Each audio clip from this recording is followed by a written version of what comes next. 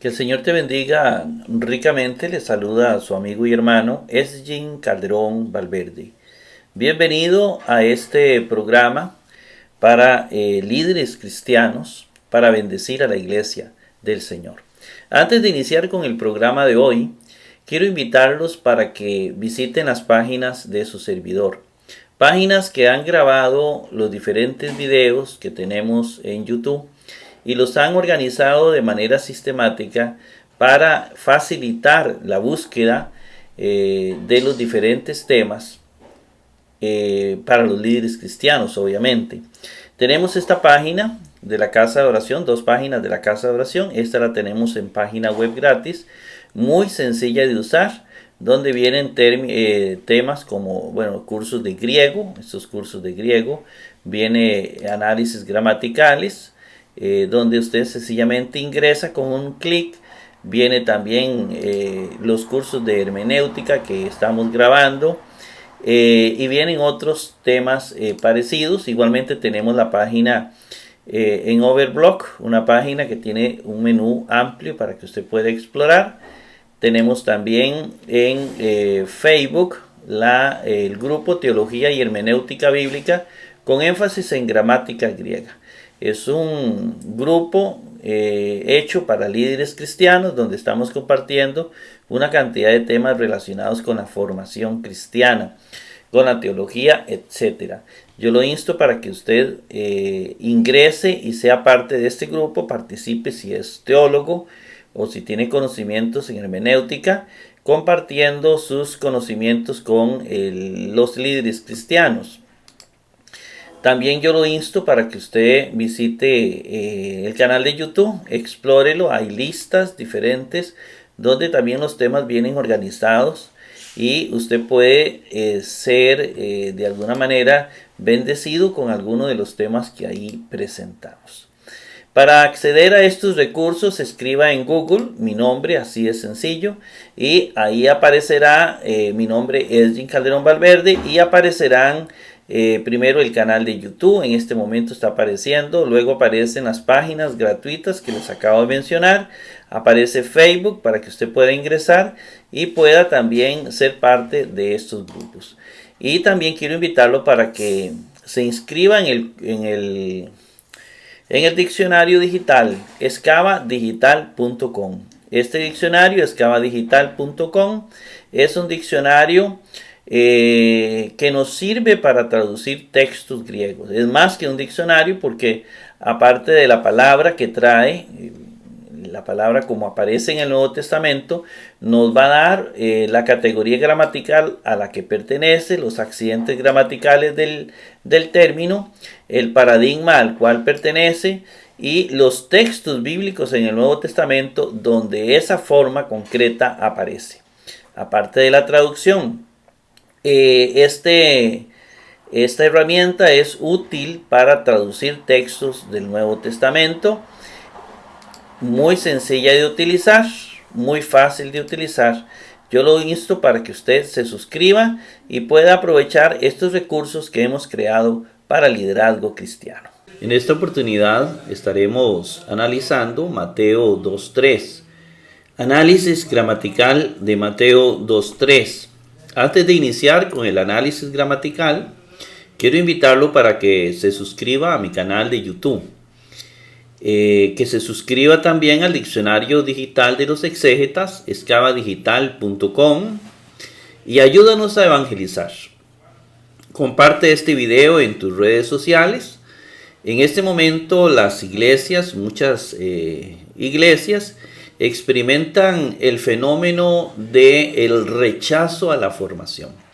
De hecho, pulula en el ambiente cristiano la idea de que formarse teológicamente, formarse científicamente, es un pecado, es algo erróneo, equivocado. Cuando realmente la ciencia fue creada por Dios. Dios hizo al hombre racional para que pudiera de alguna manera conocer ciertas verdades que son necesarias a través del conocimiento. Es Dios el que nos hizo racionales. La gente no entiende eso. somos racionales, somos lógicos. Es Dios quien le dio al hombre la capacidad de buscar científicamente los diferentes elementos, de investigar, de conocer la historia. Y curiosamente, las ciencias nacen de las mismas, por influencia de la misma creencia, de la misma fe cristiana. Es ahí donde nace. Pero dentro de algunos ambientes religiosos, todo lo que le suene a ciencia, le suena a ateísmo. Porque han surgido algunos ateos que se dicen científicos y ya la gente relaciona ciencia con ateísmo. Y entonces tenemos errores gravísimos. Por eso mucha gente y mucho sector, cuando se habla de aplicar métodos científicos a la Biblia, lo ve como algo equivocado, erróneo, cuando no debería ser así. La ciencia y la religión caminan de la mano. Porque la ciencia fue creada por Dios. Dios hizo al hombre, Dios hizo todo lo que nos rodea, y el conocerlo perfectamente es parte de un don que Dios le da al ser humano para conocer las cosas.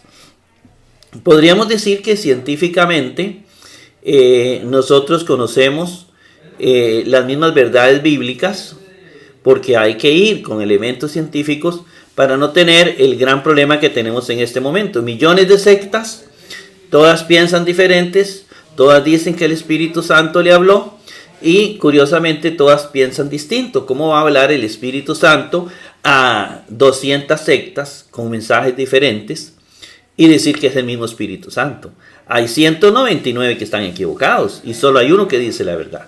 Entonces, para eso Dios nos dio el don del conocimiento, el don de buscar. Oseas 4:6 dice: mi pueblo perece por falta de conocimiento. Jesucristo muchas veces nos llevaba a usar la razón y el sentido común cuando hablaba, por ejemplo, del sábado. Jesús más de una vez utilizó el sentido común, usó la lógica de quién es esta moneda, dada al César lo que es del César y a Dios lo que es de Dios. Un don de conocimiento o de sabiduría enorme. Es Dios quien nos da esos dones maravillosos. Bueno, los insto para que compartan este video, para ir abriendo los ojos, para ir pensando los cristianos de manera natural, como Dios nos ha creado, como Dios nos ha hecho, y para ir aclarando el asunto.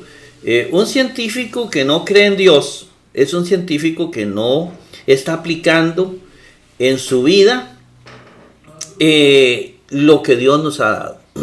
La ciencia nos ayuda a descubrir al Creador. Es la ciencia que nos ayuda a entender que este mundo no pudo haberse creado solo. Es Dios a través de la razón el que nos ayuda a descubrirlo en la misma naturaleza. Es en la misma naturaleza que descubrimos a Dios. El objetivo de este programa se esboza en 3 preguntas. La primera es de tipo exegético. ¿Qué dice el texto sagrado? ¿Cómo está el texto griego, los más antiguos que tenemos sobre el Nuevo Testamento? ¿Qué dice el texto? Sin mutilación, sin cambiarlo, sin alterarlo. Sencillamente para descubrir qué nos dejó el Espíritu Santo a través de los escritos sagrados. Es lo que Dios quiere que tengamos hoy. Esa es la parte exegética, hacer una traducción exacta del texto bíblico, una traducción literaria. Eso es una traducción literaria del texto bíblico. El segundo objetivo es la parte hermenéutica. ¿Qué me quiere decir el texto bíblico? Es la parte de interpretación del texto bíblico. ¿Qué quiere decir el texto bíblico? Entonces yo ahí interpreto el texto bíblico. Para eso necesito conocimientos históricos y necesito conocimientos gramaticales. La parte histórica en estos días pululan por nuestras bibliotecas y librerías cristianas. Hay miles de libros de introducción al Nuevo Testamento, introducción al Antiguo Testamento, análisis de diferentes libros del Nuevo Testamento, del Antiguo Testamento, las cartas de Pablo, el análisis, los evangelios sinópticos. Es decir, hay mucha información. Hay miles de eruditos que Dios les ha dado el don maravilloso de investigar y descubrir lo que era la realidad histórica en los tiempos de Jesús. ¿Cuál es la realidad social, política, económica, religiosa en los tiempos de Jesús? Eso nos ayuda a interpretar, a la parte hermenéutica, conocer los dichos de Jesús en aquel momento. Libros de hermenéutica tenemos bastantes, pero necesitamos leer y conocer. Mientras más conozcamos de hermenéutica, más podemos dar una interpretación correcta del texto bíblico. Y la parte gramatical es el griego. El Nuevo Testamento fue escrito en griego y necesitamos saber griego, pero el griego del tiempo de Jesús, el griego koiné, el griego común. Y mientras más conozcamos, más podemos dar una interpretación de lo que la iglesia primitiva creía. Y eso es lo que más o menos presentamos en este programa, la parte gramatical. Y en tercer lugar, ¿qué me dice el texto bíblico? La teología bíblica me lleva a vivir la palabra de Dios. Si el texto bíblico a mí no me enseña nada, si el texto bíblico no me lleva a una vivencia, no es teología bíblica. Porque el mensaje que Jesús predicó fue un mensaje vivencial. Más que teorías, es teoría, sí, claro, tiene que haber una teoría, obviamente, pero esa teoría es para vivirla, no para acumular conocimientos sin ninguna vivencia. Hoy tenemos Mateo 2:3, que dice lo siguiente: mas oyendo el monarca Herodes, fue turbado. Herodes escuchó que los magos venían buscando a un recién nacido rey de los judíos. Y Herodes se preocupó, y toda Jerusalén al lado de él. ¿Cómo que van a ser un rey? El rey de Israel, el Mesías seguramente. Y entonces ya dijeron, bueno, si nace el Mesías, lo primero que a la gente le llega a su cabecita es que van a ser un rey al estilo del rey David. Que la gente esperaba un rey como el rey David. Ese era el Mesías, un rey como el rey David, un rey poderoso. Había que eliminarlo antes de que naciera, porque si no se iba a apoderar del reino. Había que matarlo a como de lugar, como había ocurrido en muchos reinos del mundo, donde la profecía decía, nacerá fulano de tal y será rey. Lo primero que los reyes hacían era eliminar toda amenaza. Y entonces Herodes se turba cuando escucha de los magos que vieron una estrella que les está diciendo que van a ser el Mesías. Nos dice que Herodes es una persona supersticiosa, y también Jerusalén es supersticiosa, por supuesto, ¿verdad? Bien, y luego tenemos algo muy importante en este caso, y es que también Jerusalén está turbada, toda Jerusalén. Eso dice el texto. También ese toda pasa puede ser una exageración. Es decir, había una parte grande del pueblo de Israel pues que estaba turbada, ¿verdad? Pero tal vez es una exageración, es una figura. Ahorita hablamos un poquito de eso. La Reina Valera dice, al oír esto, el rey Herodes se turbó y toda Jerusalén con él. La Jerusalén dice, en oyéndolo, el rey Herodes se sobresaltó y con él toda Jerusalén. Vamos acá. Aquí está la explicación del pasa, donde dice pasa Jerusalén, toda Jerusalén. El uso de exageraciones es común en el lenguaje del Nuevo Testamento, igual que en nuestro tiempo. Nosotros somos exagerados para hablar. Ese toda se refiere tal vez a mucha gente de Jerusalén, sobre todo tal vez la parte monárquica, la parte del rey. El interlineal acusas de, de va de primero y acusas va de segunda. De es pospositivo, más acusas el verbo oyendo, o basileus, el monarca, el rey, Herodes, etaraxti, fue turbado, que también pasa toda, que sabemos que toda no es literal, sino que es simbólico, es una forma de hablar que nosotros tenemos, donde generalizamos. Hierosoluma, Jerusalén, Metafto, es decir, al lado de él, es decir, al lado de Herodes, igual que Herodes estaba turbado. La explicación que damos siempre es que los capítulos 1 y 2 de Mateo no son parte del llamado documento Q, suponiendo que el documento Q fue absorbido totalmente por los evangelios sinópticos. Entonces, había un documento fuente, ese documento fuente del cual se toma Mateo, Marcos y Lucas, si no es que son parte de un proceso evolutivo como algunos creían, pero creemos que más bien los tres se formaron independientemente, tomando fuentes muy parecidas, pero entre ellos no se conocían. Son relatos elaborados por un agiógrafo desconocido, el que recopila estos datos. ¿Quién hizo Mateo 1 y Mateo 2? No se sabe. Pero el que hizo Mateo 1 y Mateo 2 no hizo Mateo 3, 4, etc. Son como relatos independientes elaborados por autores distintos, ¿verdad? Recogidos por autores distintos.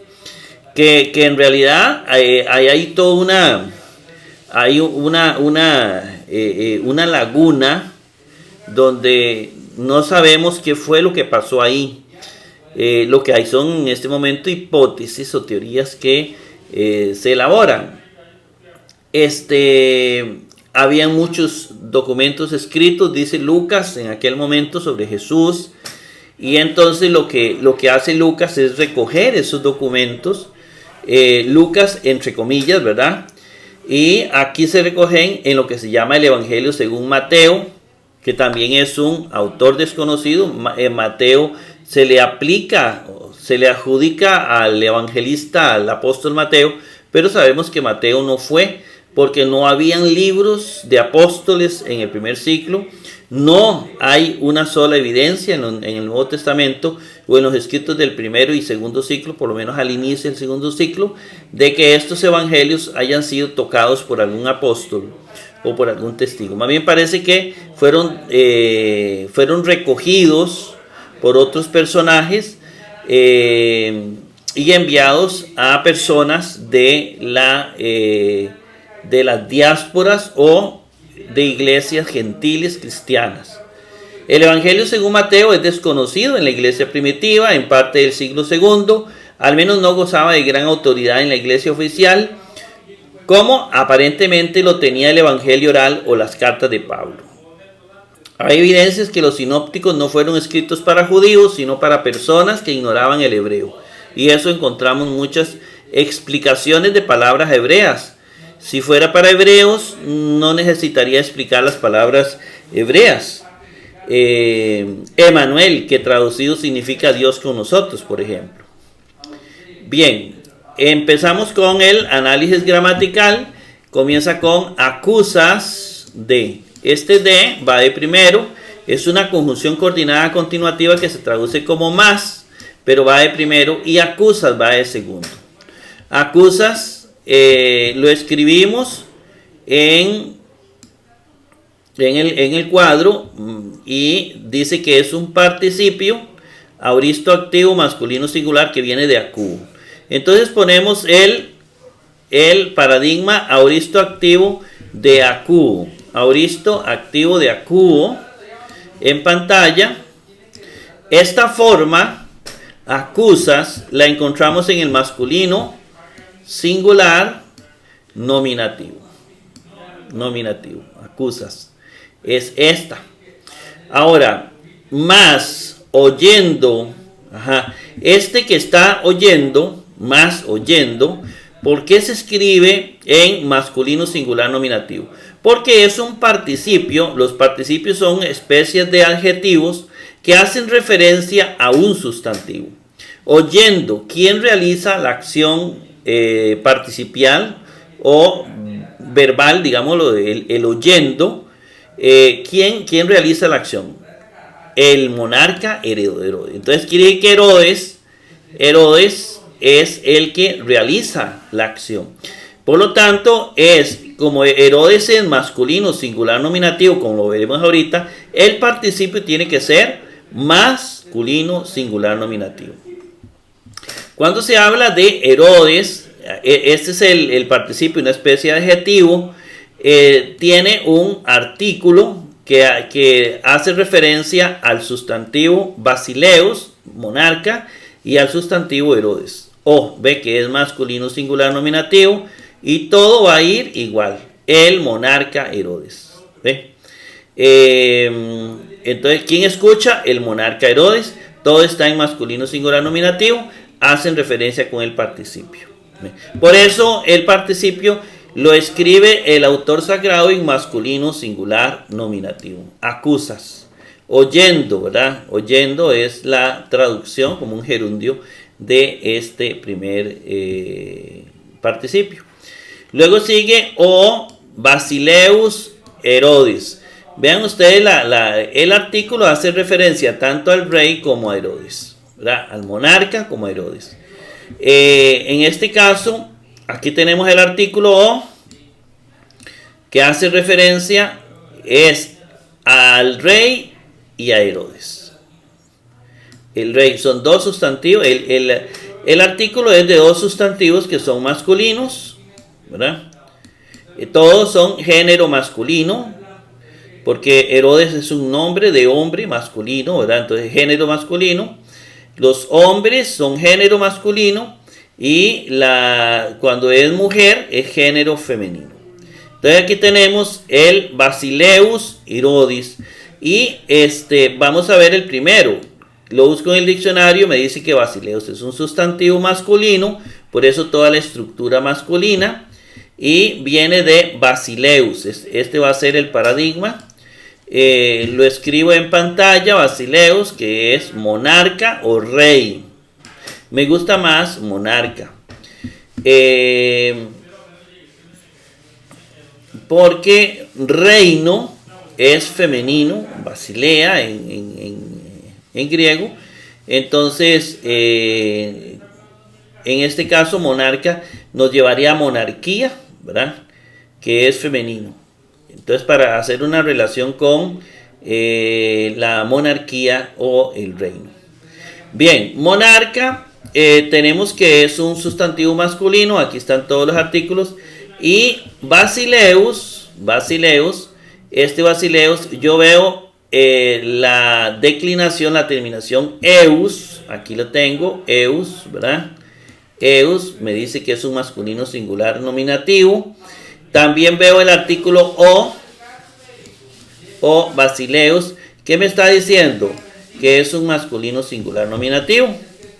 El monarca. Y también ese o tiene relación con el que sigue, que es Herodes. Ya vimos que es el monarca, y luego viene Herodes, que es un nombre de hombre. Lo busco en el diccionario, es un sustantivo masculino, singular nominativo, me va a decir el diccionario, viene de Herodes, ¿verdad? Este es el paradigma.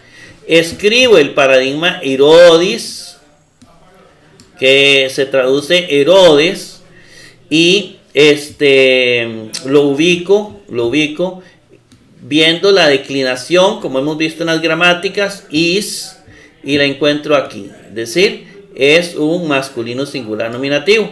Pero también le aplico el artículo o, el inicial, ¿recuerdan? Que se le aplicaba a rey y a Herodes. Entonces, está por aquí, lo que nos confirma que es un masculino singular nominativo. Herodes, así se va a traducir, ¿verdad? Es el sujeto de la oración. Oyendo el monarca Herodes. ¿Quién oye? El monarca Herodes. Es sujeto, es nominativo de la oración. También desde una perspectiva de análisis gramatical, lo vemos que es, cuando hacemos el análisis de la oración, la sintaxis, lo vemos que es sujeto de la oración. Bien, pasamos la página y dice etaraxti Etaracti lo escribimos en el cuadro de análisis gramatical. El diccionario me dice que etaracti es un verbo aoristo, indicativo, pasivo, tercera singular, que viene de tarazo. Entonces necesito buscar el paradigma pasivo de tarazo. Paradigma pasivo de tarazo. Y tarazo lo vamos a traducir como turbar. En este caso, la forma etaracti, esta forma la voy a encontrar en el aoristo, indicativo, tercera singular. Aoristo, indicativo, es decir, tiempo aoristo, modo indicativo, tercera singular, me dice el cuadro de análisis, me dice el diccionario.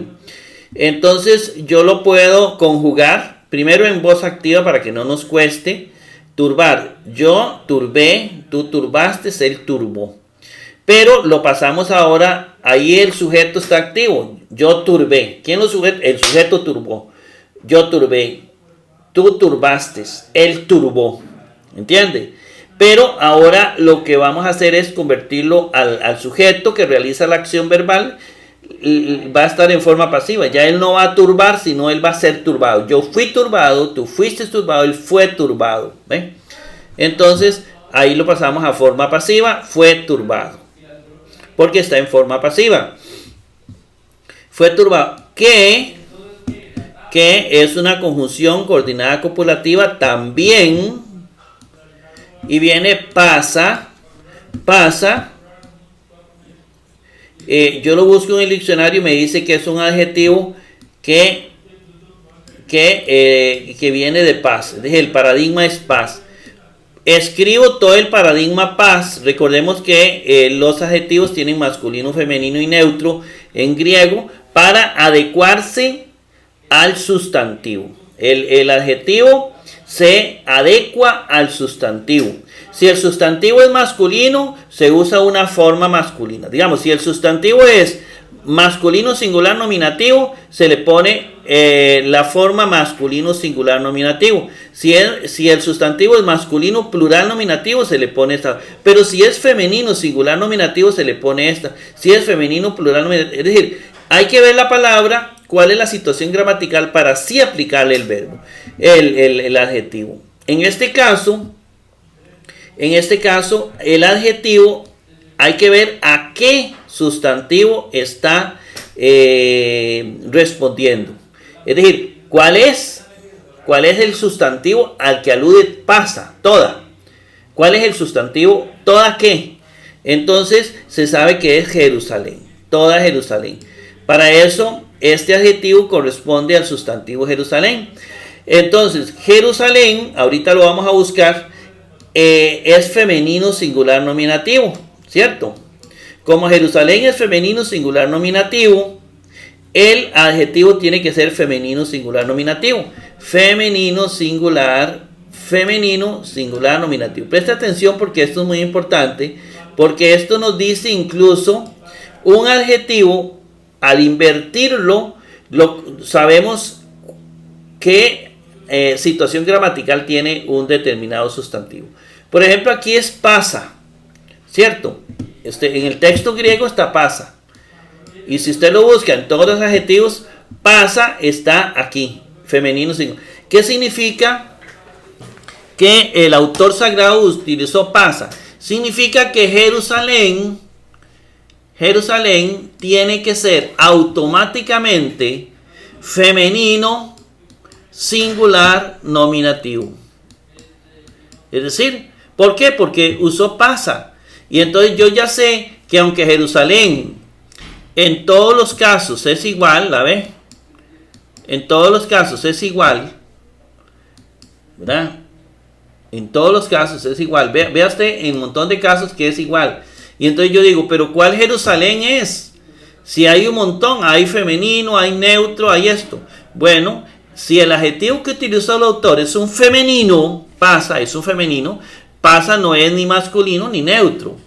Si es femenino, singular nominativo, entonces me está diciendo que tiene que ser femenino, singular, nominativo. Es decir, que es este. Él me está diciendo que el sustantivo es femenino, singular, nominativo.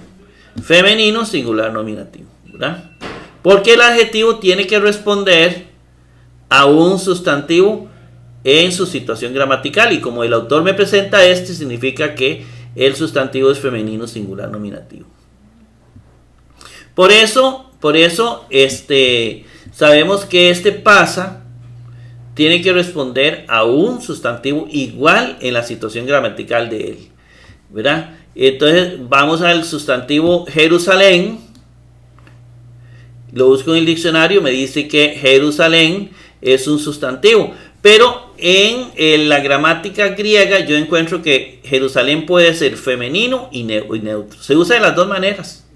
Por ejemplo, en Mateo 4:25 está Jerusalén en neutro. Pero aquí, en este caso, Mateo 2:3, lo encuentro en femenino, singular, nominativo y no puede ser de otra manera. No es de otra manera. Usted no puede decir, no, seguramente eso es solo neutro, es este, o es este, o es este, o es este. No. Es femenino, porque así lo usó. El adjetivo es femenino, el adjetivo no es neutro. Un adjetivo neutro de paz sería pan, ¿ven? Pero no usó pan, usó pasa. Bueno, espero que hayan entendido la explicación. Jerusalén entonces es Jerusalén, toda Jerusalén. Y pasamos de página y viene Met. Met viene de metá, nada más que viene con la apóstrofe porque comienza con A o la alfa.